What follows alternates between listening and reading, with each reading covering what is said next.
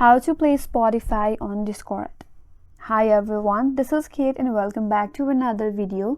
And on today's video we will learn how we can play Spotify on Discord. So without any further delay, let's get started with this video. So first of all, what you have to do is you have to open up Discord and make sure to log in into your account. After that, go to the server where you want to play the Spotify on. Now from there, what you have to do is you have to join a voice channel. So go to your voice channel. Now, once the voice is connected, you can play the Spotify. After that, go ahead and open up Spotify in your device. And from here, select the music that you want to play and start playing.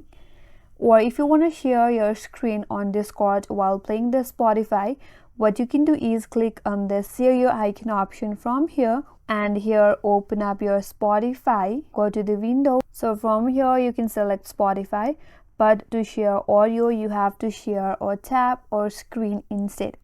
So go to the entire screen option, and from here just open up your Spotify, and then here it says share system audio, so make sure to turn on this toggle, and from there click on share.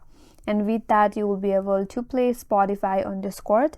And that's all for today's video. Hope this video was helpful, and if you're new to our channel, consider subscribing.